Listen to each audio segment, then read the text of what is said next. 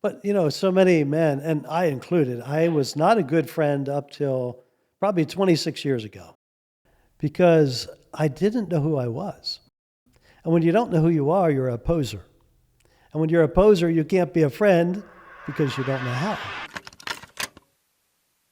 Hey, welcome back to the Men of Iron podcast. This month, we are talking all about your friends. At Men of Iron, we want you to thrive in your core five. That's your faith, family, friends, fitness, and finances.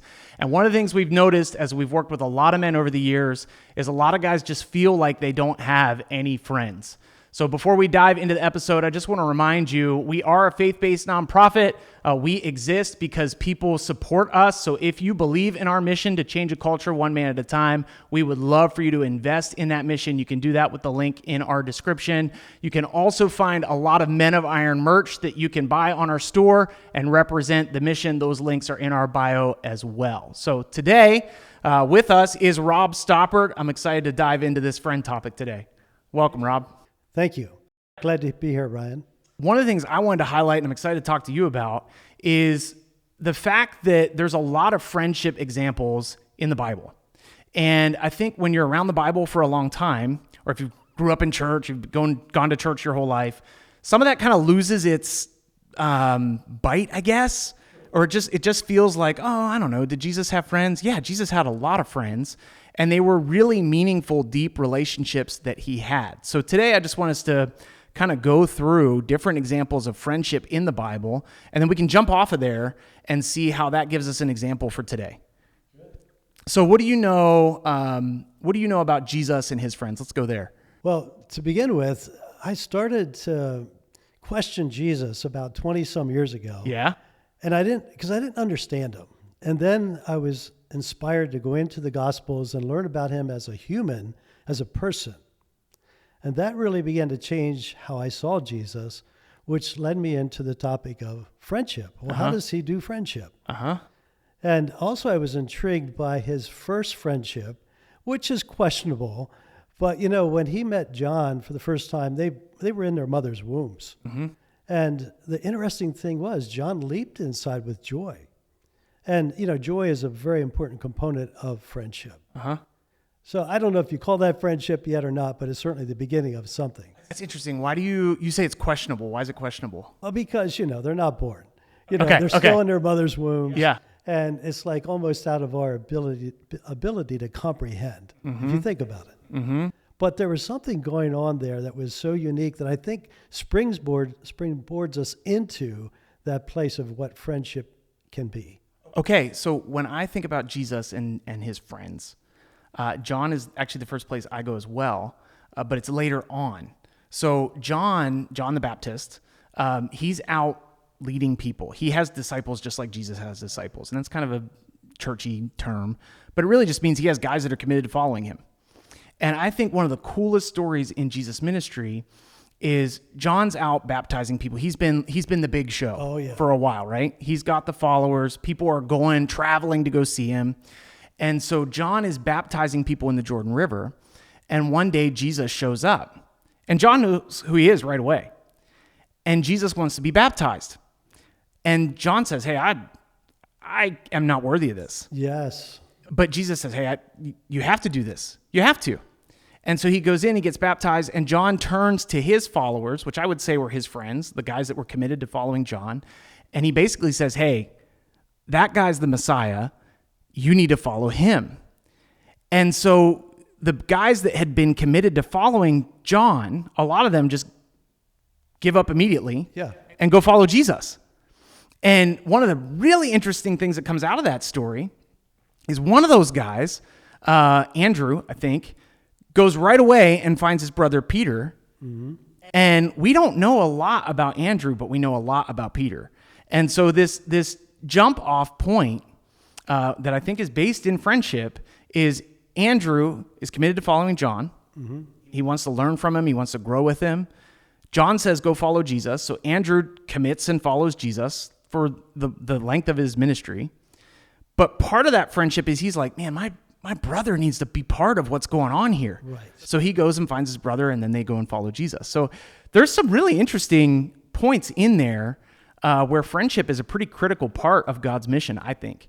Sure is. And, another part of John and Jesus' relationship became very clear to me when I was watching The Chosen one evening. John was all excited about his message, what he was doing. He came to see Jesus. Mm-hmm. And, friends do that. They come to see each other. Yeah. And so he was sharing life and what he was excited about. And then John turns away. Uh-huh. And Jesus had tears running down his cheek because he knew that was the last time he would see him. Uh-huh. And that so stood out to me that he knew his friend intimately. Mm-hmm. He knew him personally. And he also could think into the future because he knew his friend so well. Mm-hmm. And friends don't just live in the moment, they live in the future as well, doing life together before it even happens because they're imagining the future. So that's a very important part of friendship. Tell me more about what that would look like today. Like, how do you live in the future with your friends? Well, all of us have dreams. Uh-huh. And friends talk about their dreams. They imagine things. Mm-hmm. They imagine what life could be like. Mm-hmm. They imagine what it would be like to be friends down the road. Mm-hmm. When you think about maybe you're starting a business, you're writing a book, doing something new, and you're inviting your friend into that envisioning process. Wouldn't it be something to think about what would friendship be like down the road, a year or two or three? So many times we live in the moment and we forget about we can do this friendship a lot further down the road than we are today. And it takes I think a strong commitment to each other to be able to even think that way. Absolutely. One of the things we talk about at Men of Iron is a lot of times men can confuse their friends for acquaintances. Yes. So like I'm a hunter, I love to go hunting. It is not hard for me to round up a group of guys and go hunt pheasants, or hey, let's go put on a deer drive or something. I like those guys. I enjoy spending time with those guys. Those guys may not actually be close spiritual friends. Right. They're probably just guys I like to hang out with. I think about it in the fall and football season. It's a blast to get together with a group of guys and watch a football game. You might have a fantasy team, and it's fun to do the draft and watch your team throughout the season, all that. A lot of times, those guys are probably just acquaintances. Because what I've noticed with men, and even myself, it's pretty easy for me to build relationships on real surfacey stuff. But when we talk about friendship at Men of Iron, we're talking about like men that actually know you. What's going on in your family? What are your struggles? What are your strengths? What are your dreams and aspirations? What are you moving toward? Yeah. And what we want to encourage guys to do is you don't have to delete all your acquaintances. You don't have to like redo your whole life. But we really encourage men to have 3 or 4 guys that really know you and are doing life arm in arm with you, pushing forward, moving ahead, ultimately to build God's kingdom, because we don't do that on our own. And I think that's where Jesus and his disciples are a great example to us, because we often forget they just did life together. There's a lot of what the disciples did that's not recorded in the Bible, right? They spent 3 years together pretty much exclusively. There's a lot that's not recorded. And so they were doing normal hangout guy stuff. I mean, I guess they probably weren't watching football, but they were spending a lot of time together, and they were strengthening those relationships, and ultimately it was to build God's kingdom. And it sets off this chain reaction that even today is still building God's kingdom. So that's what you want friends to help you do, like strengthen you spiritually, support you and your mission, your vision, support your family, and move the ball forward. Absolutely. And, as I took my journey into the human Jesus, I recognized how much he was engaged with the earth, God's creation, his Father's creation, how much he was engaged with the men, his friends. He actually called them friends early on after he chose them. And a good friend is somebody you choose, somebody you grow in a relationship with. And he was an expert at it. Well, of course, he was Jesus. Yeah. Jesus was very intentional in his relationships. When he went on this journey with these guys, he invited them. So he was very intentional. Now, he didn't tell them where they were going, and he didn't tell them it was going to be 3.5 years, but he was still very intentional in his interactions and all that he did. And sometimes his intention was to set them up to teach them things. And other times it was simply like, guys, let's have some fun. And I really believe this because, Jesus and his disciples were guys. Uh-huh. And the guys went fishing. Uh-huh. And I can imagine them standing on the beach, joking around, having fun, and Jesus pushes Peter into the water. You know what I mean? Now, I didn't read that in the book, but I think that's a pretty good idea of how friendships are. And I think if we don't over-spiritualize Jesus in his humanity, we can relate to him much better. I think that's what we lose when we're just in it for so long. Yeah. You lose Jesus was an actual guy hanging out with a group of 12 actual guys that lived life just like we live life. I get it. They're stained glass windows and stuff now. But when you see them that way, you actually lose the humanity of them and the fact that these are committed friendships. So I'm curious if you can think of an example from Scripture where that's clear. Well, this is a tough one because Jesus chose a friend that would betray him. Uh-huh. Uh-huh. Now, his name is Judas. Uh-huh. And Judas was one of the guys. Now, the guys, I don't know that they had that depth of a discernment about Judas, but Jesus sure did. Mm-hmm. And the thing of it is, even when Judas betrayed Jesus, he said, "Go, friend, and do what you must do." He didn't treat him in any other way than as a friend. Uh-huh. Even at that moment that he knew Judas was going to turn on him. Mm-hmm. And that just blows my mind. I can't comprehend that depth of friendship, that I would be able to love and treat my betrayer as a friend. Mm-hmm. I've had friends that have betrayed me. We all do. And maybe we've betrayed friends as well. But don't we turn them into enemies? That's not what we're supposed to do because Jesus said, love your enemies. Well, that's what a friend does. He loves. I've found even in my own life, there's just tricky things that come up right over the course of time and course of life. And just exactly what you're saying, it's really easy to get hurt. Sometimes that's why men don't want friends because we don't want to get hurt. We don't want to be transparent. We don't want to be vulnerable. We don't want somebody to know about our life because I don't want you to be able to hurt me with that. And what I've noticed with myself and with other men is that the guys that can kind of transcend those hurtful experiences, you don't have to ignore them. Sure. But you can lean into them. You can be honest about them. You can be pointed about them. Hey, man. For sure. I was really frustrated that you did that. Tell me what the heck you did that for. And when you work it out, it makes a huge difference. And oftentimes it actually strengthens your friendship. When I was in college, I've had this friend of mine for a long time. I knew him since I was a kid. His name is Ben. And when I was in college, we had this shed out back. And the shed out back was where we would go when we just had to sort it out. And so we would get on each other's nerves all the time. We loved each other, cared about each other, encouraged each other, pushed each other, but we get on each other's nerves. And so we had this policy of hey, let's take it back to the shed. We'd sit lawn chairs in the shed and just hash it out. And I'm so thankful that we would do that. It was kind of weird. Yeah. Right? When you think about friendship, you think about just hanging out and having a good time. Yep. But those times where we were hashing things out, hey, that hurt me. That actually really ticked me off. And he could see it and understand it and speak into it. It strengthened both of us.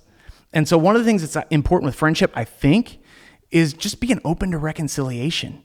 I mean, you pour your life into somebody else, and it's so easy for men to just give up on that in a second. Oh, all the time. And then it's just gone. And then you have those moments of should I reach out to him? Should I text him? Should I call him? And oftentimes we're really good at convincing ourselves, no, that guy ticked me off. What he did was wrong. I'm not doing it. But oftentimes when you enter into reconciliation, it's actually really helpful. And when you get past that weird thing, you can often get right back to your friendship, right back to the mission of strengthening each other, supporting each other, and it's a good thing. So I think Jesus himself probably experienced that. Can you think of any other examples of that? Well, Peter wasn't the easiest person to get along with, right? Yeah. And yet Jesus kept walking with him. Yeah. Because he saw who he was. Mm-hmm. The friend sees who you really are. Mm-hmm. And then has grace to be able to walk through the difficult things. And that's what you described. Mm-hmm. And, then there was the quiet ones, that didn't speak up much. And then the odd ones, maybe like Matthew, the note taker, mm-hmm. the one who is very meticulous about note taking. And Jesus chose a unique group of friends that were so different. Probably opposed to each other. Oh, in many ways. So Matthew would have been a tax collector. Yeah, The Jewish people hated tax collectors. absolutely. Simon was a zealot. Their favorite pastime was actually actively killing Roman officers and tax collectors. So Jesus' group of friends actually included guys that would not have naturally liked each other at all. And that's one of the things we kind of sanitize with just, I don't know, like Christianese or something. Yeah, I totally. I mean, friendships are something you discover as you go, because you don't know what you don't know. And then you get into challenges, and that will bring out the good, bad, and ugly in the relationship. Well, actually in you first, and then in a relationship possibly. But that's how we learn to grow together. And I love your illustration of this. Let's go to the shed. That's a great way to deal with things, because you talk it out. You come to some sense of resolve. And something else I really liked about Jesus was he would go off to be alone. But he wasn't really going to be alone. He had a friendship with Father God. And we don't often talk about Jesus as a friend of God, but he had a great friendship with God. Yes, God was his father, but there's something in that I think we need to pay attention to, because every good father is a friend with their sons. And there's times a good father obviously needs to bring correction and direction, but a good father gets to know his son. He inquires about his son. He invites him into his life, which is pretty amazing, because here's Jesus, the Son of God, living as a human, and he related to God the Father in a way that was so like meaningful and deep and purposeful. And I just love that, because what would it be like for Jesus to be separated from his Father? It was not his norm. Yeah. I mean, they were together. Yeah. And here he is, this human being living this life on earth, and he knew that every time he needed help, he would go to his Father. And I believe in that there's a depth of friendship in it that I think if we think about it long enough is help sustain him and help feed into the relationships he had with his disciples. So good. First of all, you're highlighting that our number one most important relationship is with God the Father, right? So we tell guys all the time, like faith, family, friends, fitness, finance. Faith is the most important one. If you do not have a strong relationship with God, you will struggle in every other area. And even if it seems like you're doing well in those areas, there's going to be cracks in that foundation because you're not walking out the life that God has designed for you to walk out. And so even Jesus was committed to that. He's got to spend time with God the Father. And as he's spending time with God, it's strengthening his relationship with God, obviously, which is unique with Jesus. He is God. But also strengthening all those friendships around him. Yeah. So as Jesus is walking in a healthy, strong way with God, it's actually bringing strength to his friendships. And obviously that's true for Jesus, but obviously that's still true for us today. And so another cool thing you're highlighting is that if you're a dad, you can actually be friends with your kids. Yes. And obviously there's a unique relationship there, because you still are instructing, you're teaching your kids to walk in wisdom. You're teaching your kids how they should act, how they should honor God, how they should honor you. So it's unique. But I think especially as your kids get older, you can actually have a genuine friendship with your kids. And so one of the things you're highlighting at Men of Iron, we call it a Core 5 combo. If you are strengthening your faith with God and you're becoming authentic friends with your kids, man, you're hitting faith, you're hitting family, you're hitting friends. Like, that's awesome. And it's a great way to thrive in who God has designed you to be, and a great way just to honor God and strengthen your family relationships, your friendships. I'm glad you're picking on that. That's cool. Well, another thing I wanted to point out today. Yeah. Jesus would befriend people that most people wouldn't. I'm thinking about the woman at the well. He didn't go with an agenda. Well, kind of. He wanted to set her free from her past, but he went and modeled something for us about friendship. Friendship is very core to evangelism because it's meant to be organic in nature. So here Jesus goes on this another trip by himself to meet this lady at the well and befriend her and have a conversation with her and actually lead her to a place where she could make a confession that would set her free. And instantly she left there, a friend of Jesus, on a mission to carry out the good news she received. And I think that kind of role model we need in our life. And Jesus did that all the time for his friends to observe. So a good friend is modeling something they learned so their friends can learn with them and from them. And at the same time, his friends and his disciples are seeing what he's doing. Yeah. They know that it's not normal. Yeah. It's not ordinary.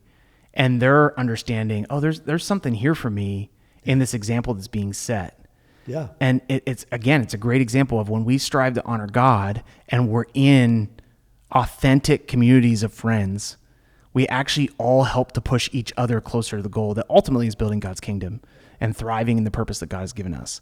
And so Jesus befriends this woman, but it affects the friends of that woman, it affects the friends of Jesus, and it affects the friends of Jesus. So it's just a really powerful thing to be connected in real relationship.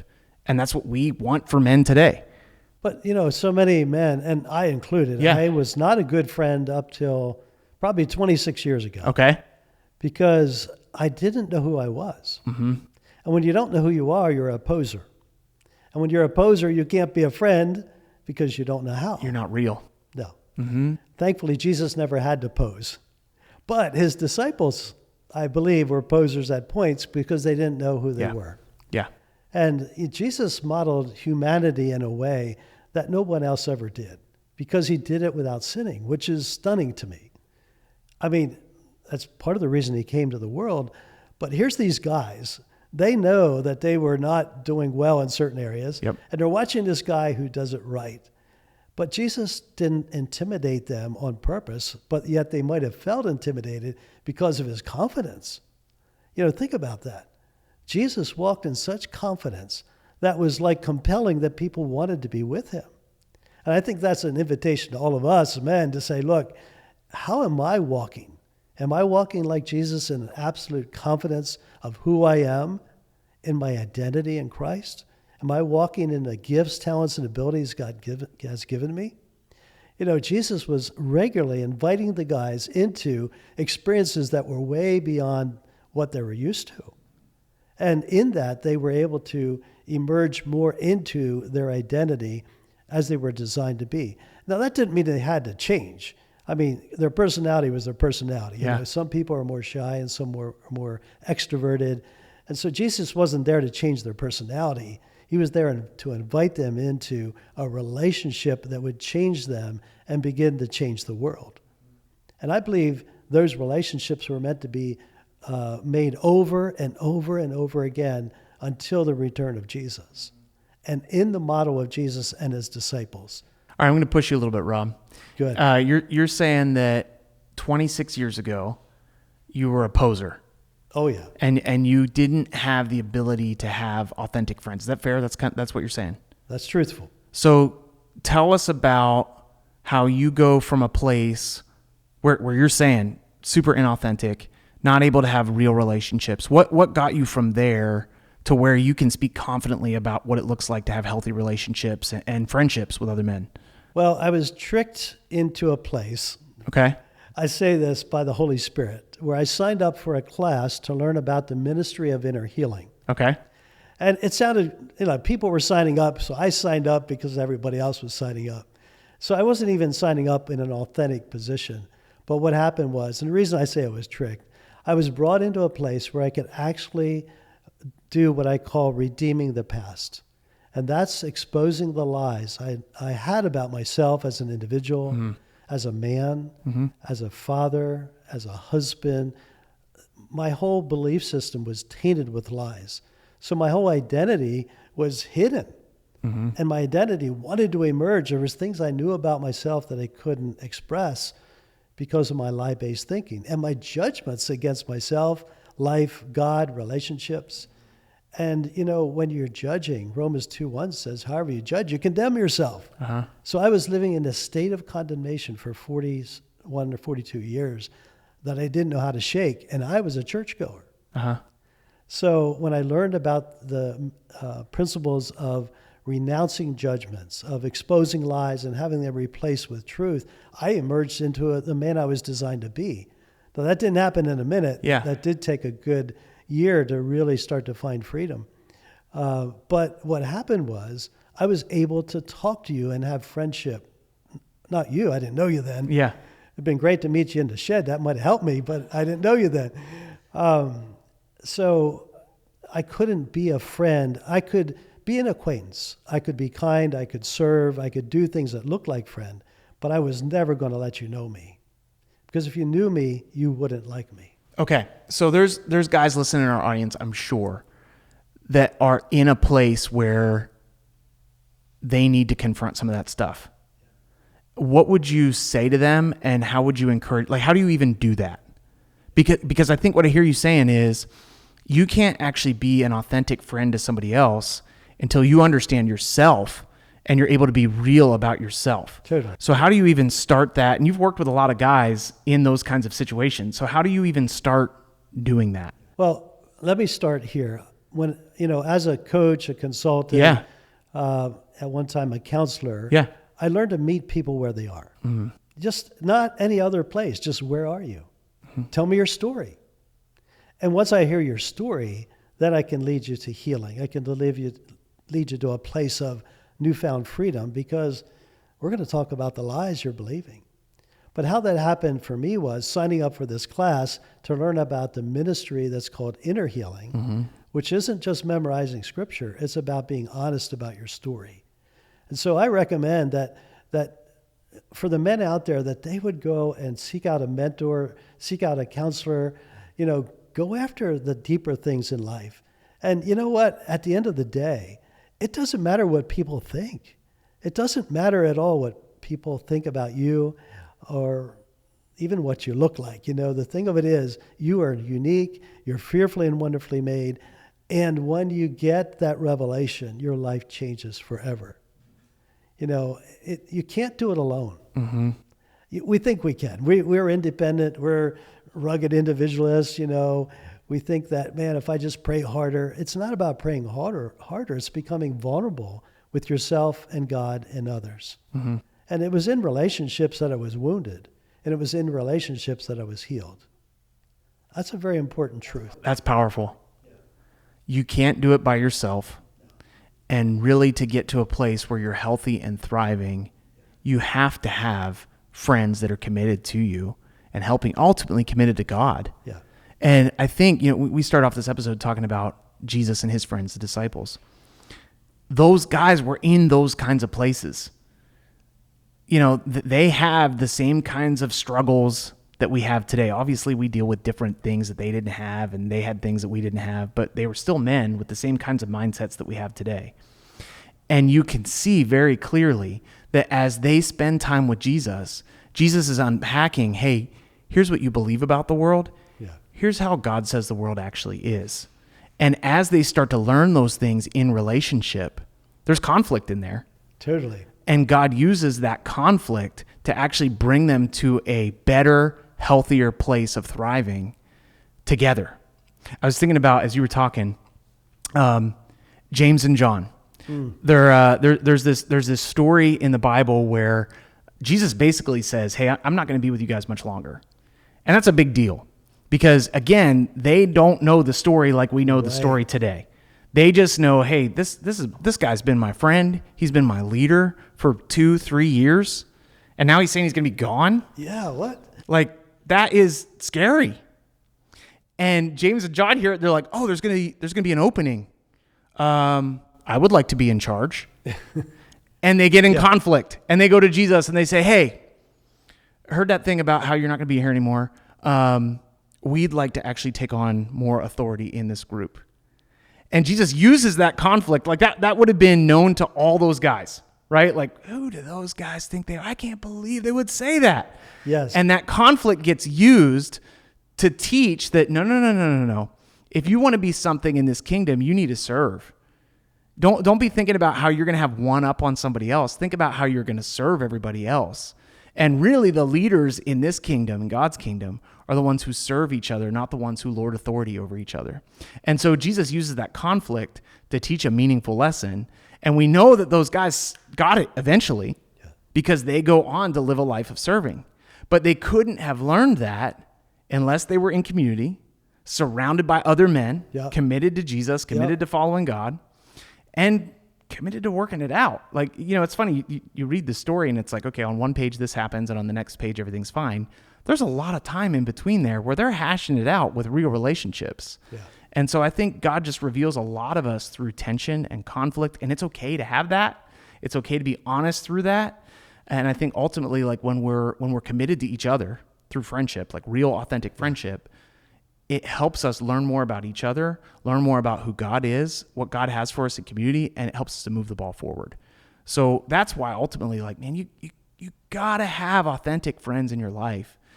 And time again, it's okay if you're in this space, but we see a lot of guys that when we say, hey, do you have 3 or 4 friends that you can share life with? It's very common for guys to say, no, like, I'm busy. Yeah. I don't have that. Yeah. And we have, I think, this deep yearning in ourselves to have that. But a lot of times we're so afraid of the tension, the conflict, the weird stuff that comes up in friendship that we don't even enter into it. But if we don't enter into it, we don't get to the other side of it that is this like fruitful, fulfilling life of being surrounded by people that have our backs and care about us. Yeah. And you brought up something that triggered a thought. Yeah. A lot of what we do in life is transactional, and we are friendly, but that's not friendship. Nope, it's not. I grew up building houses, and there was a lot of transactions. So I had a lot of acquaintances, but I didn't have friends. So people would look at me and say, well, yeah, he's my friend, but they didn't even know what friendship was, because I didn't know what friendship was. You know what I mean? And so, yeah, sometimes in friendship there is transaction, but if that's all it is, that's just an acquaintance you do business with. It's just so surface. Yeah. Yeah. Do you have anything else you want to leave with the audience? Appreciate your time today for sure. Yeah. Well, one thing is don't try too hard. Being a friend is something natural. It's organic. And I'll take us back to John in his mother's womb, Jesus in his mother's womb. They didn't have any preconceived idea about anything, but there was the ability to connect at a place of deep joy, that so much that John would leap in his mother's womb. Now, when you walk up to somebody, it's not, oh, my spirit just leaped because I saw you. I mean, that would be weird. But, don't be weird. And men don't often think about joy because we think about adventure and being tough, but the joy of the Lord is our strength. And if we allow the Holy Spirit to manifest joy into us, we can be a better friend because we don't have to try to be a friend. We do it because it's a desire of our heart. Mm-hmm. And, starting a friendship is awkward because we don't know what we don't know. Yep. And that shouldn't keep us, though, from actually saying, well, maybe we could be friends, and start there. And maybe a cup of coffee is all it takes, but you have to start somewhere. You have to actually intentionally enter into it. Most likely, you're not going to pick up meaningful friends by accident. Yeah. And so you have to take steps towards it. Yeah. And that's one of the things that we encourage guys all the time. If you're listening today, that's what we encourage you to do. Just hit somebody up. Because if you just think like, man, I would really like some friends, I'll see what happens. Yeah. Probably nothing's going to happen. But if you listen to this episode and you pick up your phone and you text an old friend, or you get in touch with somebody that you're kind of interested in talking to a little bit more, that's how those relationships start. Yeah. But there's this place of intentionality, you were highlighting that earlier, and vulnerability that's required. Yeah. That's like, yeah, I'll share life with you. I'll get together with you. Hey, let's get our families together. Let's go hang out and actually purposefully kind of get past the surfacey stuff. Yeah. And like, hey, how actually is your life going? Like, what's going on in your marriage? Ooh, that can be scary sometimes, right? Let's not talk about that. How's that relationship with your son? What's going on with your daughter? How's things going at work? Like, just purposely drill into some of those deeper topics. What's your relationship with God like? Drill into that and see where those conversations go. I realize it's much easier to say, hey, what'd you think of the Eagles last week? Yeah. That's way easier. But you're not going to get much out of that. Right. You just really aren't. You'll be around guys that you know how to talk to football about, but it's much more meaningful to actually connect on a deeper level that is about your life, your family, your faith. And when you get to that place, I promise you, you won't ever want anything else. It's such a powerful thing because it's what God has designed for us. He modeled it himself. That's what's so exciting about Jesus. Jesus didn't come and do his ministry on his own and just attract crowds and then goes do his thing. He purposely recruited guys to follow him day in, day out, struggle with each other, have success with each other. And ultimately, it was those thriving friendships that moved God's kingdom forward. And that's not some old, outdated method. Right. That's still ongoing today. And so if you don't have strong friendships around you, faith-centered friendships, you are going to miss out. And we want to be able to help you in that journey. So thanks, Rob. You're welcome. I appreciate your time here with us today. I just really appreciate who you are and what you do. So thanks for coming on the pod. Guys, we'll be back again next week. We're still talking about friendship, so we'll dive into this topic a little bit further. If you enjoyed this episode, you can check out any number of episodes from the Men of Iron podcast if you're watching us for the first time. Again, we are a Christian nonprofit. We want you to know God, know your purpose. If you have been enjoying following the podcast, we invite you to invest in our mission. We want to reach more guys. We want to change a culture one man at a time. We are very intentional on that mission, but we can't do it without your support. So if you'd like to invest in our mission, you can do that with the link in the description. Also, if you think you could benefit from having a mentor, if you heard us talking about friends and you're like, man, I don't even know where to start, reach out to us. We work with lots of guys all the time. We will be able to help you. So reach out to us. There's a contact us form in our description. You can get on our website. You can find out more about us. Thanks again for listening. We'll be back again next week. Thanks for listening to the Men of Iron podcast. Be sure to like, subscribe, and share. At Men of Iron, we exist to change a culture one man at a time, and we'd love to have you partner with us. So go to menofiron.org to see how you can get involved, or donate at menofiron.org/donate.